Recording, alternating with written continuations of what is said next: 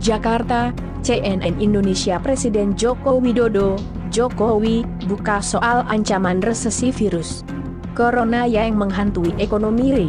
Ia menyatakan momentum pertumbuhan ekonomi Indonesia pada tahun ini ada di kuartal II 2020.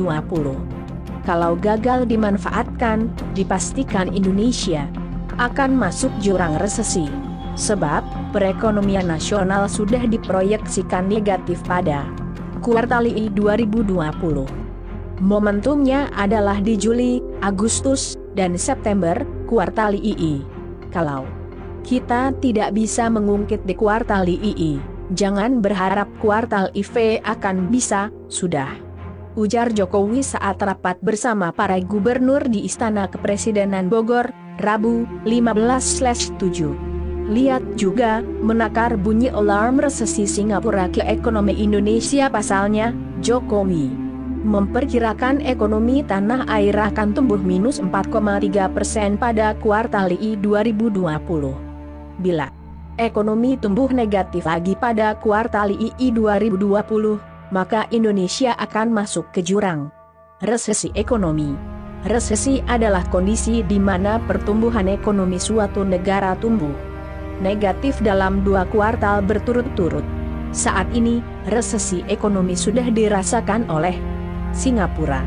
Sebelumnya, Kementerian Perdagangan dan Industri Singapura mengumumkan data awal pertumbuhan ekonomi akan turun 41,2% pada kuartal I 2020 dari kuartal I 2020 dan terkontraksi 12% secara tahunan. Penurunan itu lebih dalam dibandingkan kuartal I 2020 yang minus 0,7%. Harapan kita hanya ada di kuartal ketiga, Juli, Agustus, dan September, tekannya.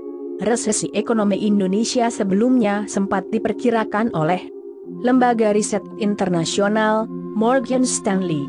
Dalam laporan bertajuk Asia Economic Mid-Year Outlook 2020, Morgan memperkirakan ekonomi Indonesia tumbuh minus 5% pada kuartal I 2020. Lalu, minus 1,5% pada kuartal II 2020 dan berlanjut menjadi 0,5% pada kuartal IV 2020.